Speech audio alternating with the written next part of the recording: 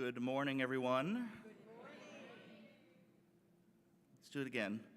Good morning, everyone. Good morning. Oh, that was much better, much better. Good morning and welcome to our annual members meeting. I heard that Mass got started a little late this morning, so we may have some folks that are wandering in because they were at Mass and they needed to get some coffee and such. But to stay on our schedule for the day, we're going to go ahead and get started with this, our annual members meeting. For those of you that weren't here yesterday or I haven't had a chance yet to meet, I'm Jeremy Helms, and it's my privilege to serve as chair of the board of directors for NPM. And on behalf of the entire board, seated behind me, and the other members of the NPM Council who are out in the room, and you will surely meet if you haven't already, it's our pleasure to welcome you to this meeting and to call this meeting to order. This morning, we'll have an opportunity to reflect upon the work that NPM is doing to lead the church throughout the United States in sung worship. We'll look at the ways that NPM has grown and indeed persevered over the past few years in spite of many, many challenges, which I don't need to detail for you. And finally, we'll look together at plans for the future and new ways that NPM will continue to provide value to our members and their parishes and their schools and other institutions. You might recall that 3 years ago, NPM leadership stood on a stage just like this in Raleigh and offered a vision for the future of this association that we call NPM 2.0. And since then, we have worked to realize that vision in spite of so many obstacles in our path. Aspects of that vision have already come to fruition in some ways. A renewed attention to chapters as the local reality of NPM. Member leaders are taking even more responsibility for the stewardship of this association, and I thank all of those in the room who have stepped up to take that stewardship as member leaders. The presence of council members who are now regional representatives elected by you, our members, and forum chairs who have taken on an even greater role in actually making the work of the association happen. This truly ensures a national perspective and a member-led association. And we're continuing to assess our programming, communications, so that it best serves the needs of our members, you, both present and those who will be future members as we look to expand NPM's presence throughout the nation. Yet there is much more to do. And so to offer a glimpse at the work of this association, I invite you more deeply into our mission. I have the pleasure of introducing our executive director, Ms. Jennifer Klug.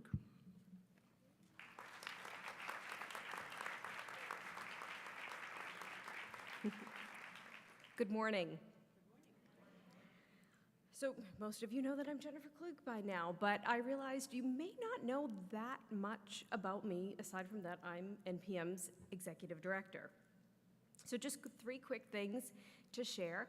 Prior to joining NPM, I spent most of my career in higher ed administration, most recently at Georgetown. I am the proud wife of John. We have been married for 15 years. He's an attorney for the U.S. government, and he also serves in the U.S. Army National Guard. But probably most importantly to you, I am born and raised a Catholic who comes to NPM with a deep love of the liturgy and of the music that accompanies it. They are so intertwined to me that that's why joining NPM was just such a natural fit. Some of you may have read my story in Pastoral Music, our most recent issue, about loving sacred music so much as a child that I decided I should sing the doxology one day at Mass right along with the priest. My mother did not agree.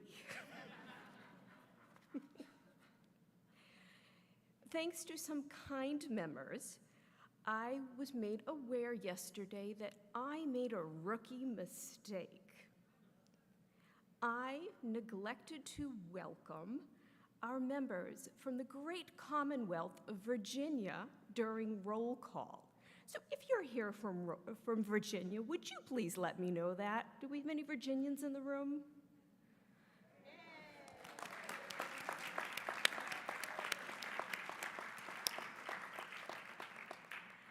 I was also informed that I neglected to welcome our guests from outside of our borders. So if you have traveled here from outside of the United States, would you please be recognized?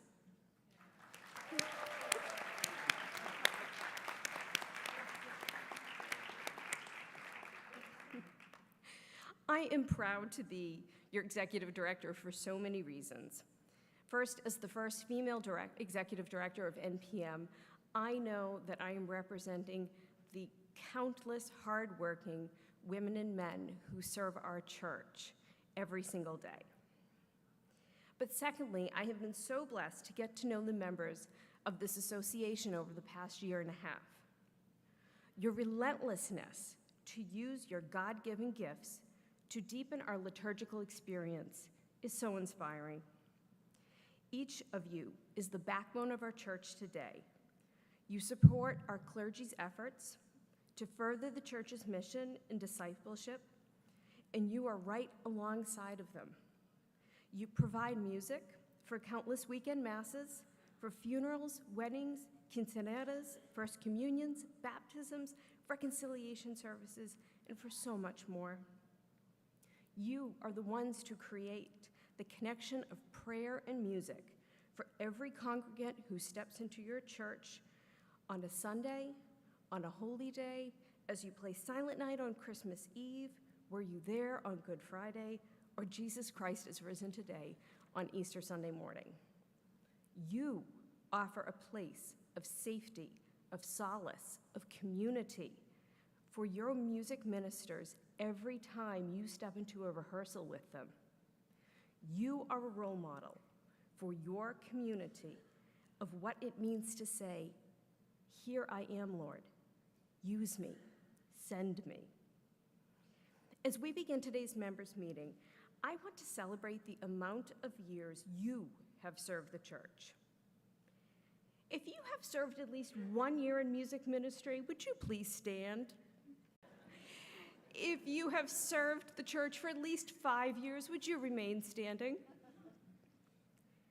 If you have served the church for at least 10 years, would you remain standing?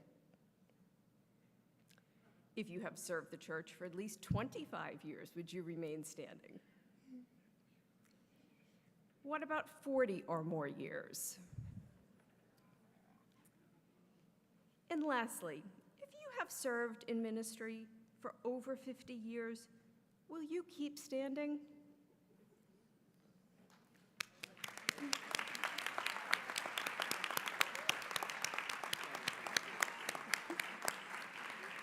Thank you.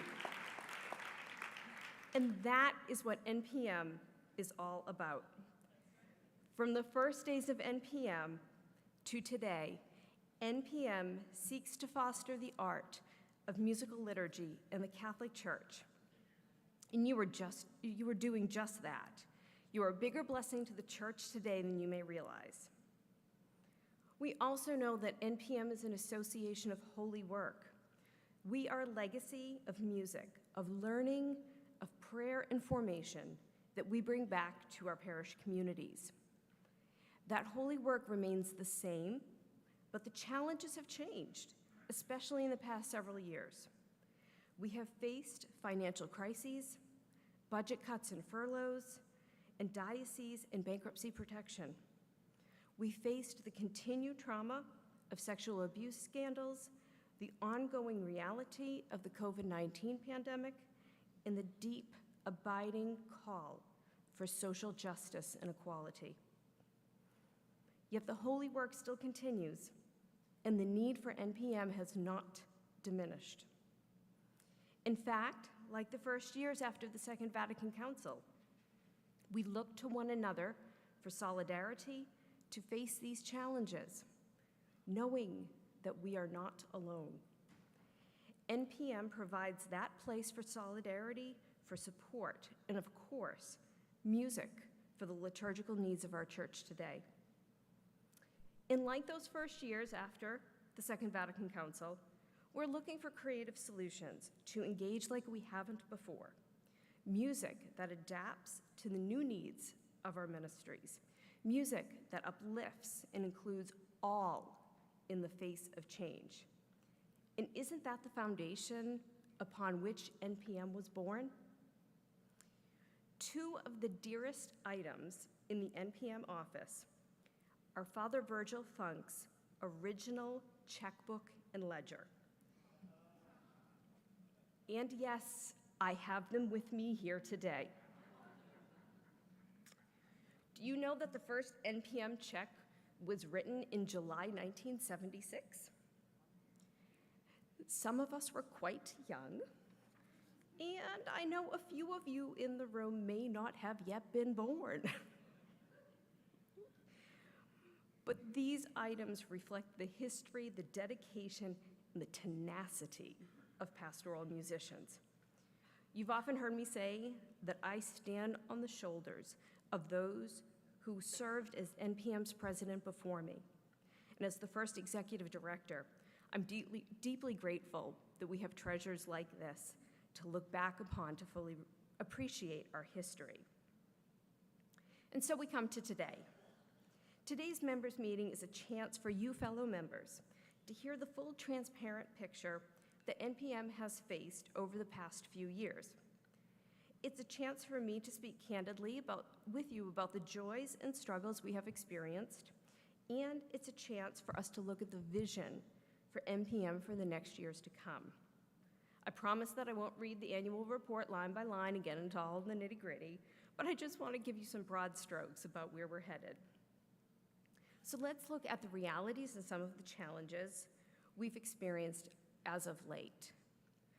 We admit that, like every other association, we are facing membership challenges, and I'm delighted that we are launching some new campaigns to increase our membership, including one thing that you have asked for a very long time, that's a trial membership. 2020 was a very difficult year in terms of membership for the association, as thousands, if not tens of thousands, of pastoral musicians were furloughed during the pandemic, or were told that their parish would no longer support their professional development. Our active members reflected this, and thanks to the Member Support Fund, you underwrote the membership of over 200 of your fellow pastoral musicians, for which we are so grateful. Thank you.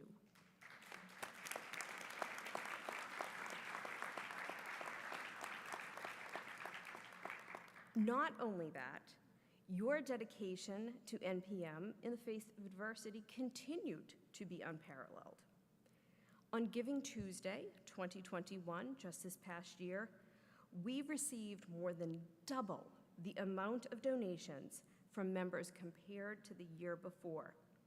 We asked you to consider the power of giving small, challenging you to consider a $10 gift, whether you had never given to NPM before or whether you were already a regular supporter.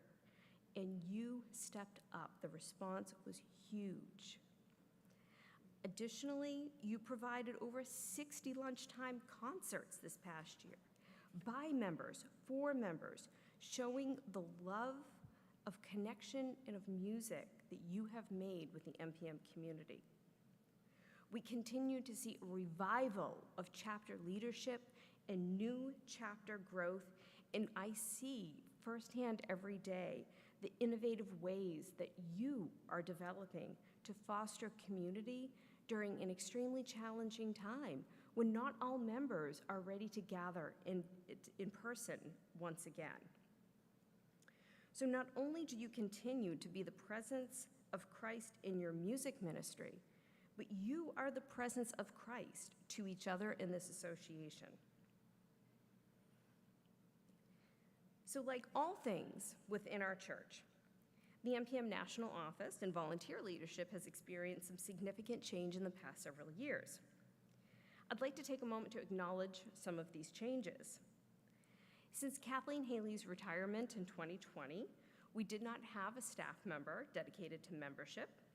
However, I'm proud to share that on April 1st, Letitia Henderson joined our team as our first Associate Director of Membership. Tisha, would you please stand?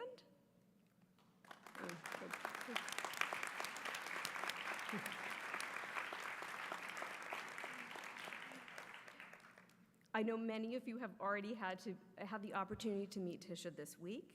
She is a nonprofit and association management professional with more than 14 years experience in membership management. And in just the 3 months of her working with NPM, she has already developed some significant strategies for membership recruitment and retention. In 2021, we were delighted when Amanda Bruce joined the NPM staff full-time as the Senior Associate Director of Marketing and Communications, and Kaisna Sosa joined our staff as the Administrative Assistant and Office Manager. In fact, this month we celebrate Kaisna's 1-year anniversary and Amanda's 1-year anniversary as a full-time staff member, although Amanda has been a part of the NPM team for many years. Not only that, we have seen some changes in our board of directors. In 2021, we moved from a 5-person board to a 7-person board. And we've seen more changes. We welcomed Christopher Ferraro and Anna Betancourt just this year as our newest members. But that is only a portion of the leadership change you have witnessed in the past 2 years. These changes are a direct reflection from the members' meeting Jeremy mentioned 3 years ago in Raleigh, North Carolina, when we shared a vision to reinvigorate and reimagine our association, bringing us into a future of strength, stability, and relevance for the future of NPM. Even in the midst of these last 2 years' challenges, our re-envisioning of NPM continues. We now have a national council, which includes the regional representatives supporting the Episcopal regions of the U.S. Roman Catholic Church, our 9 forum chairs, our Episcopal moderator, and our board of directors. We also recognized the importance of each NPM member as a member of both a local chapter and the National Association, and we now provide a rebate of 15% of your national membership dues back to your chapters.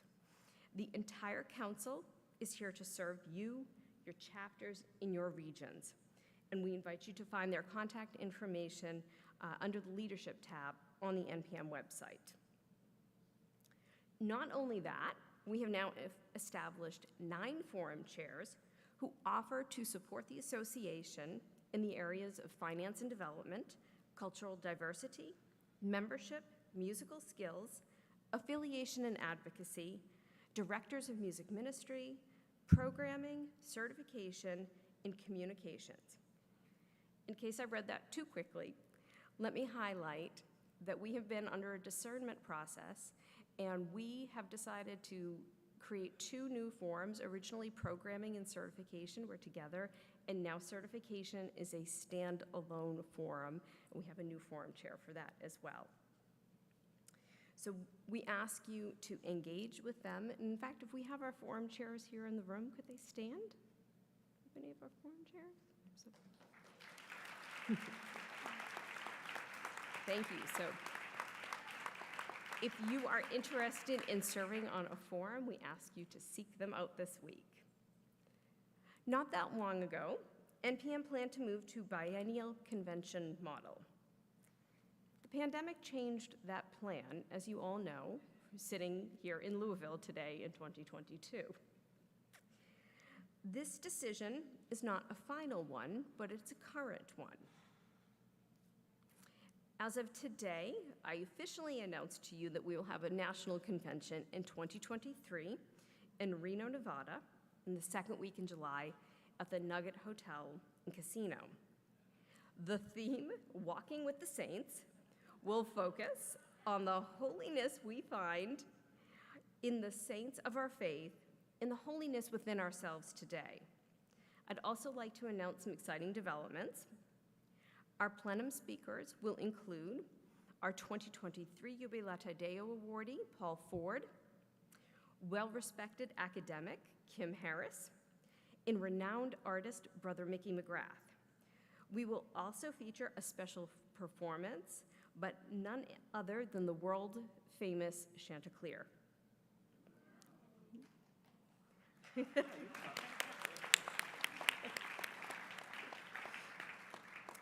At this time, I would also say that NPM does plan to host a national convention in 2024.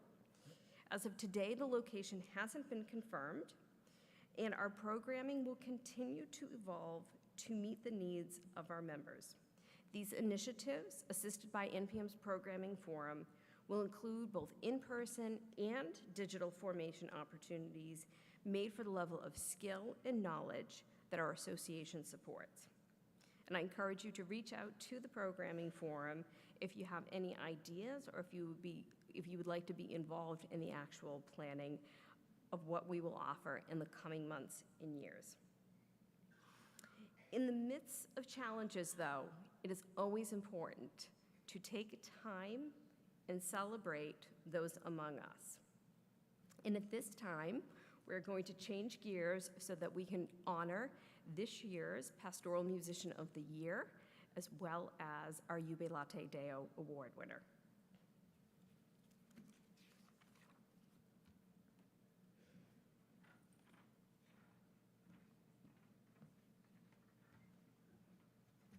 Good morning, everyone. I'm Dolores Martinez. I'm a member of the Board of Directors from San Antonio, Texas. It is my privilege this morning to introduce to you the person that you already know is the Pastoral Musician of the Year, as you saw in the program booklet, and I'm sure that you've already read all the bio that's in there. So I'm here to give you a few other tidbits that are not in the program book.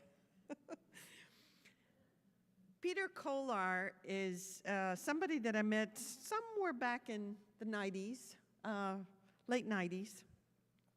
And I found out that when Peter was in college and living on the south side of Chicago, on the southwest side of Chicago, between 1991 and 2005, he was in college at Northwestern University. And when he was a freshman, he was living in a parish called Holy Cross. And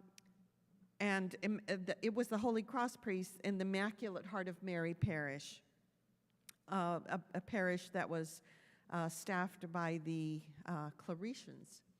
And one of their projects in this section of Chicago called Back of the Yards, right, Peter, was to gather young people from the streets and teach them to play the marimba. I don't know if any of you have ever heard of Marimbas Fantásticas. There are 1 or 2 recordings out. But Peter taught them to play classical music and Baroque music all by ear. They didn't read a note. And they are fantastic recordings of all kinds of classical and Baroque music. So that was my wonderful first impression of Peter. He was also working at World Library Publications from 1996 to 2018, and subsequently moved over to GIA Publications from 2018 to the present day. In 2015, roughly, the USCCB Hispanic Bishops Subcommittee took on the project of creating a parallel missal in Spanish, Misal Romano. And they voted on the idea of having a missal that looked very, very much like the missal in English. So that what we had for the United States was a missal that included all the chants written where they were supposed to be. And so Peter Kolar was invited to be the chair of the chant writing committee. I had the privilege of working with Peter for a couple of those years, and just to learn his skill, his knowledge of chant setting, of chant writing, and his attention to detail as to which particular part of the chant fit which particular part of the text was amazing. He heard it immediately, he saw it on paper immediately, and it was being like on a retreat for 3 years to have worked on that chant committee. It was an amazing experience. Also, two or three other little tidbits. Peter is a a great connoisseur of beers. So if you have any questions about beers, just ask Peter. Peter also plays the accordion as part of his Polish background, and he's fabulous accordion player, fabulous. You heard him yesterday. He's a wonderful pianist. Back in 1999, the Southwest Liturgical Conference sponsored its very first Hispanic Pastoral Musicians Conference in Albuquerque, New Mexico. This is a conference that is held mostly in Spanish, some bilingual, but it's held around the Southwest for the benefit of the Spanish-speaking community. And at the time, Peter had a chance to select a workshop, and it was like, no, I'm sorry, I digress. It was his wife who had the chance to select a workshop, Mariana. And Mariana was, do I go to Dolores or do I go to Peter? Do I go to Dolores or do I go to Peter? She opted to go to Peter's. And lo and behold, after that, there was a cup of coffee, and after that, there was an exchange of phone numbers. And after that, well, the rest is history. Peter is married, and he has two beautiful young ladies, two beautiful daughters who are also growing up in the musical tradition. Another thing that I know about Peter is, besides his compositional skills, his playing skills, etc., his heart of gold. Peter has brought music to El Paso, which is my hometown, but I've seen Peter, mostly through the benefit of Facebook and other sources like that, bringing music right to the border curtain in El Paso, between El Paso and Mexico. And that keyboard was right there, and he brought his music, and he brought his musicians, and they had mass across the border fence. And it's just an amazing experience. And this is the heart that Peter brings to his ministry. I also saw Peter in action at Bishop Sight's ordination in El Paso. I happened to just come to be in attendance, and his love of the diocesan choir in El Paso is so evident. The music comes out through these people's pores, and it's because of Peter's inspiration and his skill and his talent at weaving together very significant music for liturgical, for the Mass, for ministry. So, with no further ado, please help me in congratulating and welcoming Peter Kolar as the Musician of the Year.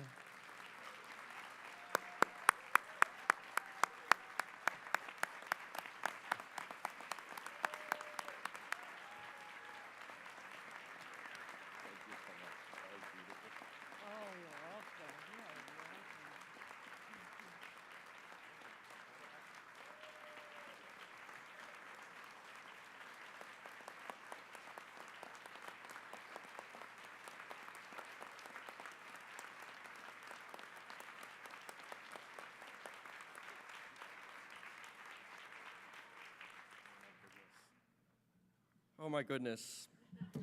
Dolores, thank you. That was tremendous. When I first got the call about this, I immediately thought, do they have the right person?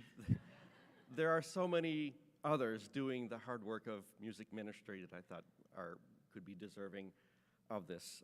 And lo and behold, you thought it fit to honor me. And so I'm greatly humbled. It's been a tremendous journey. 26 years in publishing, countless workshops, showcases, diocesan events, gatherings of the sort. It's been absolutely blessed and graced the entire way.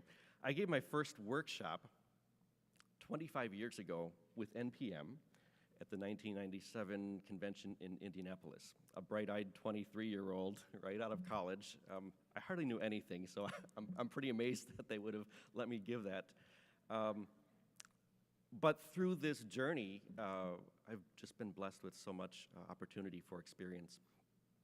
One of the best parts of all this in my position has been to collaborate and come to know so many artists, composers, music ministers, collaborate on projects, work on music, edit their notes, but more importantly, come to know their hearts and become very good friends. You are my family, and I'm looking at you, Bishop Mark, Jaime, Tony, Andrea, Dolores, Damaris, Santiago, Pedro, so many more beyond this room.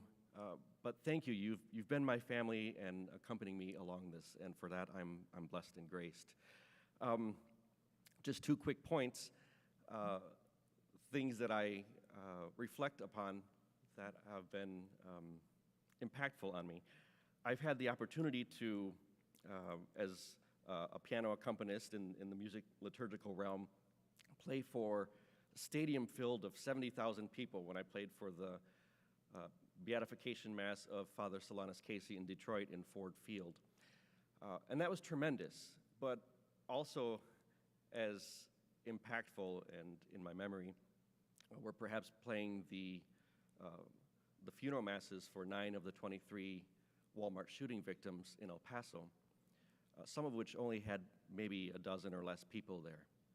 But those are forever ingrained in my memory as in part of my journey as a music minister, because in our joys and in our sorrows, music accompanies people in their faith lives.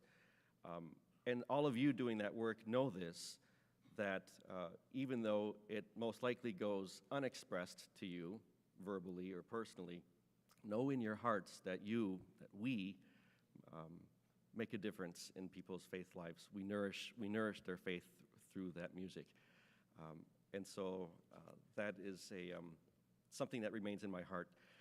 The other point is that through my work as a music editor, specifically for Spanish and bilingual music, I've been put in the position of a challenging position of being an ongoing advocate for the Spanish-speaking community and the Spanish-speaking church, and specifically Spanish-speaking music ministers. Traditionally, they have been underserved, underformed, and underinvested in. And that's the work that we continue to do through our efforts at NPM and all of you individually. And that work continues, and I'm in that for the long haul, and I'm also blessed to be in that position. So along with you, I continue with that. A very special thank you to NPM, to the staff, Amanda, Jennifer, the entire staff, to Jeremy and the board for having bestowed upon me this award. I'm truly honored by it. A very special thanks also to my team and the staff at GIA Publications, Alec Harris and my good friend Kate Williams. And then last and certainly most importantly in my life, Mariana, my wife, my beautiful daughters Chloe and Carla. They were not able to be with me here in Louisville for this, but are watching live via the live stream. So I love you, amor. Muchas gracias. You are my strength and my rock. Thank you to all of you. God is certainly good. I'm very, very blessed by this. Again, thank you.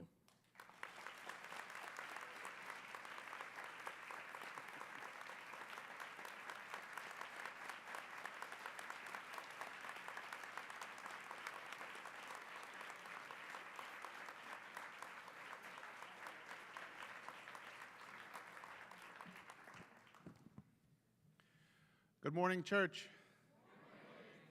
My name is Chris Ferraro. I'm a member of the board of directors, and I come from Bayshore, New York, from a faraway place called Long Island. It's my privilege this morning to introduce this year's Jubilate Deo Award recipient. The Jubilate Deo Award is given in recognition of a substantial contribution to the development of pastoral liturgy in the United States. I think it's quite significant that just as the Catholic Church in the United States just this month embarks on a 3-year Eucharistic revival, that NPM is awarding one of its highest honors to a sister of the precious blood, Joyce Ann Zimmerman. Rather than read her illustrious biography, which you can easily do in the program booklet, let me just simply mention some of the roles that she has played in the life of the praying church in the United States. She has been a teacher, pastoral liturgist, author, editor, columnist, professor of liturgy, a two-term consultant to the Bishop's Committee on Divine Worship for the USCCB. She's been a facilitator and presenter at many conferences and gatherings of church musicians and liturgists. Most importantly, she's a faithful, baptized disciple of Jesus Christ, and she lives out her baptismal call every day in the work that she does. Joyce Ann holds both civil and pontifical doctorates and is a member of the North American Academy of Liturgy and the Catholic Academy of Liturgy.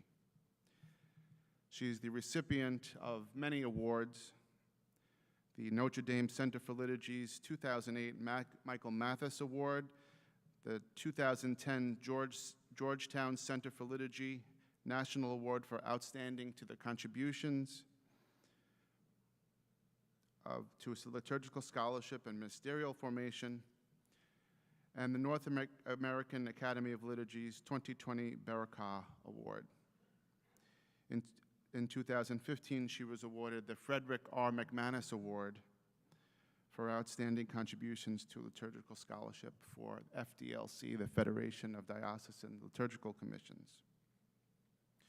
Just this morning in Rome, 3 hours ago, Pope Francis released his latest apostolic letter, Desiderio Desideravi. When you get a chance later on, go look it up and read it. It's a beautiful reflection on how important liturgical formation is for each and every one of us. In paragraph 16 of this apostolic letter, Pope Francis writes, "We owe to the Council and to the liturgical movement that preceded it the rediscovery of a theological understanding of the liturgy and its importance in the life of the Church. As the general principles spelled out in Sacrosanctum Concilium have been fundamental for the reform of the liturgy, they continue to be fundamental for the promotion of that full, conscious, active, and fruitful in the liturgy participation, the primary and indispensable source from which the faithful are to derive the true Christian spirit." Brothers and sisters in Christ, I cannot think of anyone who emulates the vision of the Second Vatican Council and the vision of liturgical formation laid out by Pope Francis this morning than this year's recipient of the 2022 Jubilate Deo Award, Sister Joyce Ann Zimmerman.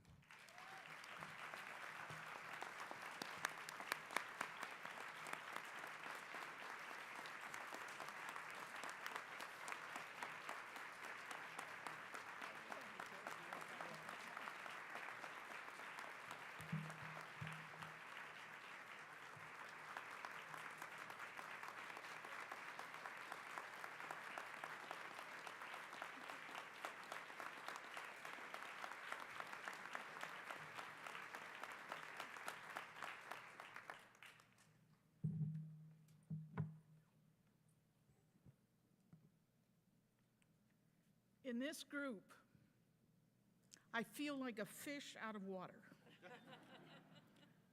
I'm not a musician. I quit piano when the teacher tried to get my left hand to work separately from my right hand. It didn't work. By receiving your award this morning, I'm heartened because it represents something very dear to my heart. And Chris, in his introduction with Pope Francis' latest writings on liturgical education, raised this issue. Music and liturgy cannot stand without its academic theological underpinnings. I was delighted, of course, when I was invited to receive this award. But it's especially sweet for me because as a liturgical theologian, a non-musician, you are in a very concrete way saying to me and to each other how absolutely important it is to underpin everything we do with the church's understanding of the richness of what liturgy is.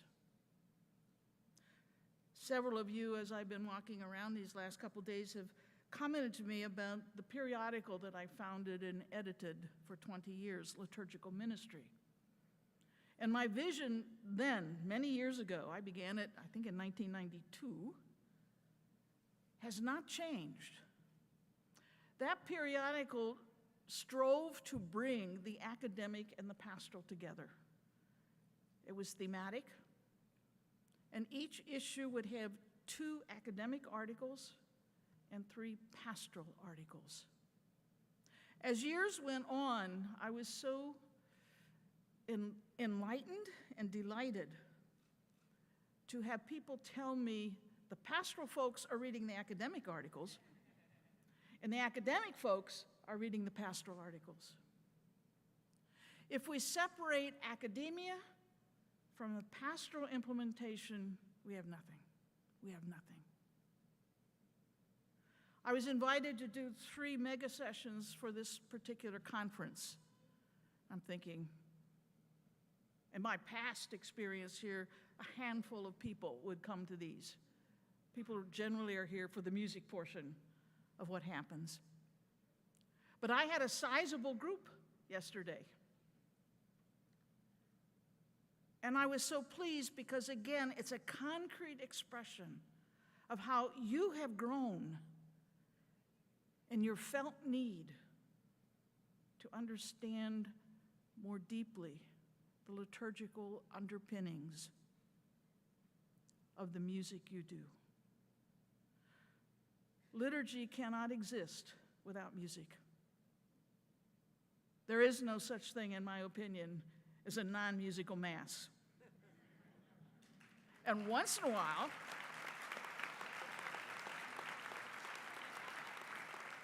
a while, when I am at a so-called such mass, I just sing in my heart. But there is no true liturgical music without the theological understanding of what we're doing and why we are doing it and for whom we are doing it. My heart is filled with gratitude this morning because you have once again assured me that the church is in very good hands, because you concretely understand that close bond between what liturgy is and why you do what you do as musicians. I thank you deeply for telling me again that this work is so important. God bless you.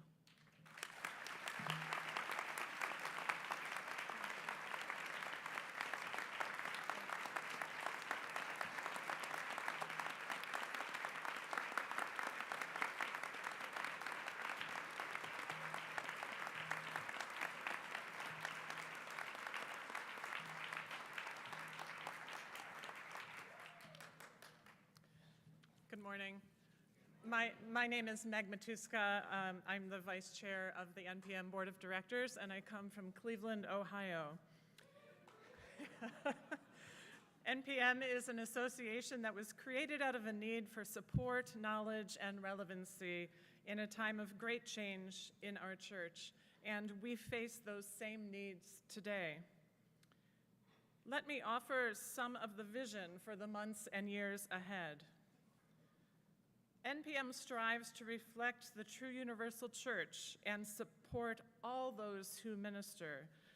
This means a continual evaluation of NPM's programming to be sure that it reflects the beautiful diversity of our parishes and welcomes the cultural mosaic that Christ offers in his disciples.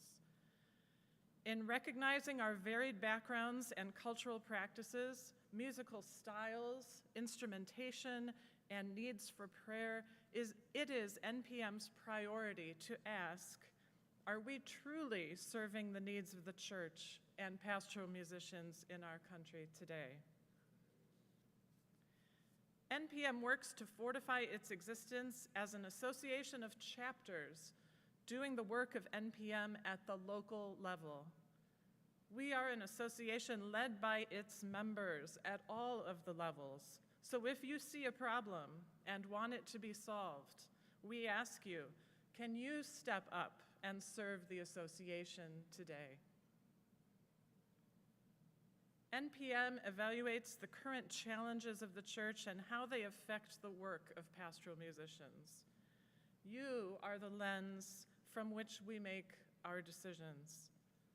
We continually ask ourselves, how can we provide an even more valuable experience for the NPM member?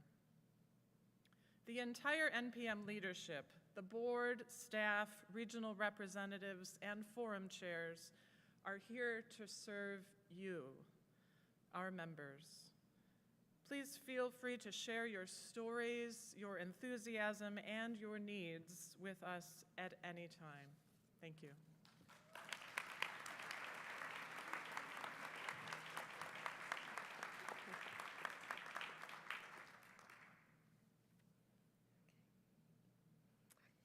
As we started today's members' meeting, I promised you transparency. I continue that promise to you today. I pledge that we will communicate with you on a consistent and upfront basis, both in print publications like Pastoral Music Magazine, in our annual report, and in our digital communications. For this reason, we implore you to stay close to your mailbox, your email inbox, and our website. And as Meg said, we want to hear from you. We know that we are an association of holy work, made from its members, shaped by its members, and led by its members. So on behalf of the board, from the bottom of my heart, I thank you for being a member of NPM, and I thank you for the blessing that you are to our church today. As we end our meeting, I invite you to rise and sing with us when in our music, God is glorified.